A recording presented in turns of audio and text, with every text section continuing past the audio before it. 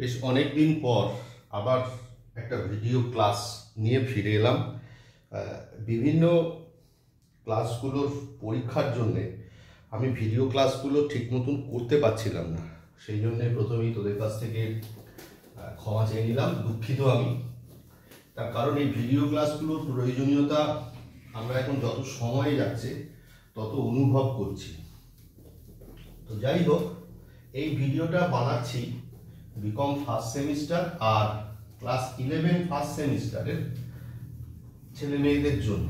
যদিও আমি এই ভিডিওয়ে যে সমস্ত কথাবার্তাগুলো বলবো, আমি যখন বলবো তখন বলেই নেব যে দেখ, এই কথাবার্তাগুলো ক্লাস 11 ফার্স্ট সেমিস্টারের ছেলে মেয়েদের জন্য শোনবার আর দরকার নেই। যেহেতু বিকম ফার্স্ট সেমিস্টারের ছেলে মেয়েদেরও অগ্রগণ্যতা দিয়ে ভিডিওটা বানাচ্ছি, তাই এই ভিডিও একটু এক্সটেন্সিভ কথাবার্তা বলবো।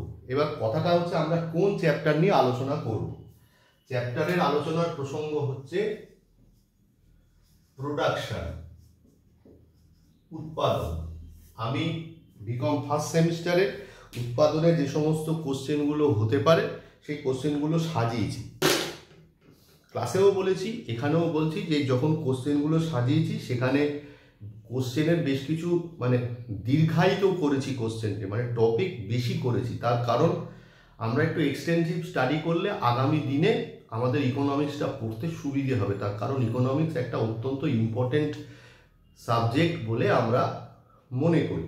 তো যাই হোক, আমরা চলে যাই প্রোডাকশন একেবারে ব্যাপারটা সম্বন্ধে। তো উৎপাদন বলতে কি বোঝায়? উৎপাদন বলতে এমনি খুব সাধারণ ভাষায় বোঝায় যে বস্তুর রূপান্তরকে। কি বললাম? একটা বস্তুর রূপান্তরকরণের মাধ্যমে তার উপযোগ সৃষ্টি করাকে বলা হয় হচ্ছে উৎপাদন। তো উৎপাদনকে আমরা যদি একটু এক্সটেন্সিভলি দেখবার চেষ্টা করি, তাহলে দেখতে পাবো যে এই যে আমরা রূপান্তর ঘটাই, এই রূপান্তর 3 রকমভাবে ঘটাতে পারি। কি কি? একটা হচ্ছে আকারগত রূপান্তর। আকারগত রূপান্তর যেমন ধর কাঠ থেকে কি তৈরি হচ্ছে? টেবিল তৈরি হচ্ছে। তাহলে এটাকে বলা হয় হচ্ছে আকারগত রূপান্তর। নাম্বার 2, স্থানগত রূপান্তর। স্থানগত রূপান্তর স্থানের আসা যাওয়ার পরিপ্রেক্ষিতে কি হয়? রূপান্তর ঘটছে। যেমন যখন গ্রামে খাদ্যশস্য তৈরি হয়, সেই খাদ্যশস্য শহরে গিয়ে বিক্রি হয়। যেমন দেখবি, আমরা যদি দার্জিলিংয়ে যাই, দার্জিলিংয়ে ভুটিয়ারা সোয়েটার তৈরি করে, দাম কম থাকে। আমাদের কলকাতায় দামটা বেশি থাকে, তার কারণ ওখানে সারা বছরই ঠান্ডা থাকে। সেই জন্য স্থানগত রূপান্তরের ফলে কি হচ্ছে? সোয়েটারটা এখানে আসলে দামটা বেশি হয়ে গেছে। আর হচ্ছে কি সময়গত রূপান্তর। তো ব্যাপারটা হচ্ছে যে আমরা গ্রীষ্মকালে কি হয়? কোল্ড ড্রিঙ্কস পছন্দ করি, শীতকালে কোল্ড ড্রিঙ্কস পছন্দ করি না। তাহলে এইটা হচ্ছে সময়গত রূপান্তর। তাহলে সময়গত রূপান্তর, আর হচ্ছে কি স্থানগত রূপান্তর, আর হচ্ছে আকারগত রূপান্তর। এই 3 ধরনের রূপান্তরের ফলে কি হয়? দ্রব্যের ইউটিলিটি বা উপযোগিতা বেড়ে যায়। এই উৎপাদন কাকে বলে, এটা নিয়ে বিভিন্ন অর্থনীতিবিদদের মধ্যে বিভিন্ন মত পার্থক্য লক্ষ্য করা যায়। ব্যাপারটা হচ্ছে যে যারা আধুনিক অর্থনীতিবিদ তারা উৎপাদনের ক্ষেত্রে একটা বিনিময় যোগ্যতার কথা কিন্তু অবশ্যই বলেছেন। এবং আমি যে ডেফিনেশনটা তোদের বলছি, যে উৎপাদন বলতে বোঝায় একটা বস্তুর রূপান্তরকরণ। এই বস্তুর রূপান্তরকরণের ক্ষেত্রে কি হয়? সেই বস্তুর উপযোগিতা তৈরি হয় এবং তার একটা বিনিময় মূল্য তৈরি হয়। বিনিময় মূল্য বলতে কি বোঝা হচ্ছে? ভ্যালু ইন এক্সচেঞ্জ, অর্থাৎ ওটার বিনিময়ে কোনো অর্থযোগ্যতা থাকে, সেটাকেই বলা হয়। এই হচ্ছে মোটামুটি উৎপাদনের সংজ্ঞা। আরও বড় করে বলা যায়, আমি যখন তোদের নোটসটা প্রোভাইড করব সেখানে আরেকটু এক্সটেন্সিভলি অবশ্যই থাকবে। এর পরবর্তী আমি যে ডিসকাশনটায় যাব সেটা হচ্ছে কি? প্রোডাকশন ফাংশন, উৎপাদন অপেক্ষক। প্রোডাকশন ফাংশন মানে কি? ব্যাপারটা হচ্ছে যে আমরা কোনো জিনিস তৈরি করতে গেলে ইনপুট দিই। ইনপুট কি? ইনপুট যেমন ধর আমরা যে জামা পরি, কাপড় পরি, এই সমস্তগুলোর ইনপুট কি? সুতো। সেটা দিয়ে কি হয়? ফাইনাল গুডস, জামা কাপড় তৈরি হয়। এই ইনপুট আর আউটপুটের মধ্যে যে সম্পর্ক, সেটাকেই বলা হয় উৎপাদন অপেক্ষক বা প্রোডাকশন ফাংশন। এবার এই প্রোডাকশন ফাংশনের ক্ষেত্রে কি হয়? যারা ধ্রুপদী অর্থনীতিবিদ, যারা ক্লাসিক্যাল অর্থনীতিবিদ, তাহলে আমরা উৎপাদনের 4টে ফ্যাক্টর জানি। কি? লেবার, ক্যাপিটাল আর হচ্ছে গিয়ে আগে ল্যান্ড, লেবার, ক্যাপিটাল আর অর্গানাইজেশন। এই চারটে ফ্যাক্টরের মধ্যে ল্যান্ড আর অর্গানাইজেশন এগুলো হচ্ছে ফিক্সড ফ্যাক্টর। যারা 11-এর ছেলে মেয়ে তাদের উদ্দেশ্যে বলি, উৎপাদনের চারটে উপাদান থাকে। সেই চারটে উপাদান কি কি, যে উপাদানের সাহায্যে আমরা উৎপাদনটা করে থাকি? একটা হচ্ছে ল্যান্ড, একটা হচ্ছে অর্গানাইজেশন, একটা লেবার, একটা ক্যাপিটাল। এর মধ্যে ল্যান্ড হচ্ছে প্রকৃতির দান আর অর্গানাইজেশন হচ্ছে সংগঠন। এগুলো হচ্ছে ফিক্সড ফ্যাক্টর, এগুলোকে বললেই পরিবর্তন করা যায় না। তার কারণ ল্যান্ডকে আমি কি করে পরিবর্তন করব? মালিকানা, তাকে পরিবর্তন করে কোম্পানিটাই তো বিক্রি হয়ে যাবে, তাই তো একটা অস্থিরতা তৈরি হবে। সেখানে দাঁড়িয়ে তাহলে লেবার আর ক্যাপিটাল এই দুটো হচ্ছে ভ্যারিয়েবল ফ্যাক্টর। ভ্যারিয়েবল ফ্যাক্টর মানে এই দুটোকে খুব দ্রুত পরিবর্তন করা যায়, মানে খুব দ্রুত চেঞ্জ করা যায়। এবার ধ্রুপদী অর্থনীতিবিদরা কি বলেছে?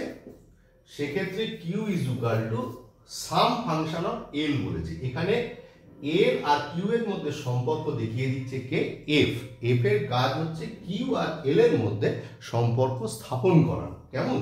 তাহলে এটা হচ্ছে এখানে কোয়ান্টিটি লেবারের উপর ডিপেন্ড করছে। ঠিক আছে?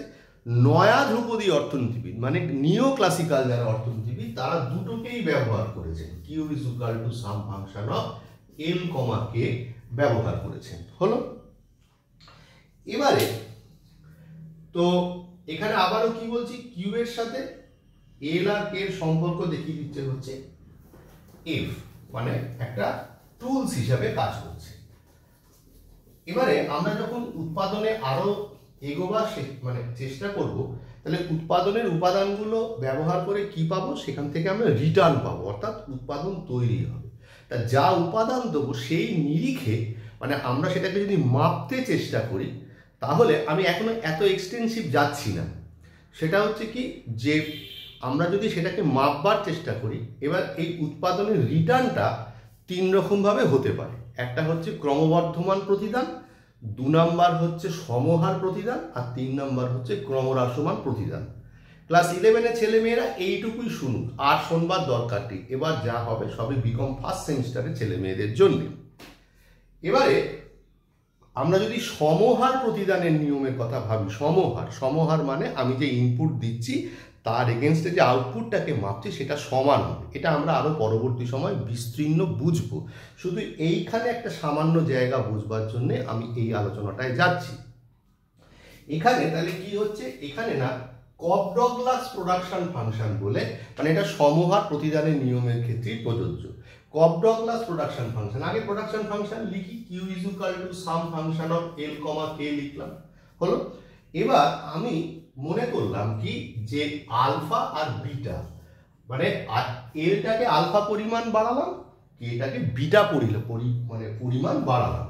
বাড়াবার পরে তাহলে কি হলো, আমি মনে করলাম আলফা প্লাস বিটার ভ্যালু হচ্ছে 1। কি বললাম? আমরা মনে করলাম যে আলফা প্লাস বিটার পরিমাণ মনে করলাম হচ্ছে 1।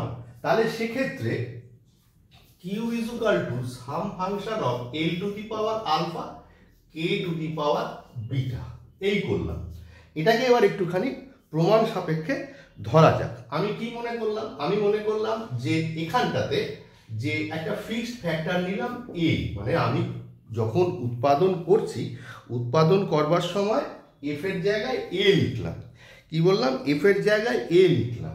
লিখবার পর এলটা কি বললাম, 2 গুণ পরিমাণ বৃদ্ধি করলাম, এটাও 2 গুণ পরিমাণ বৃদ্ধি করলাম। হলো?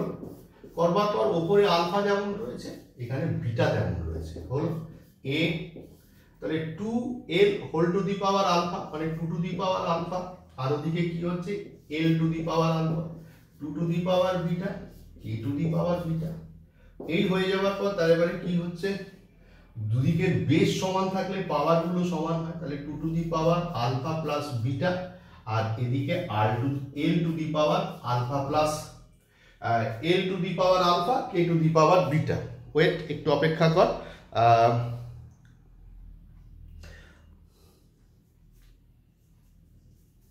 সরি,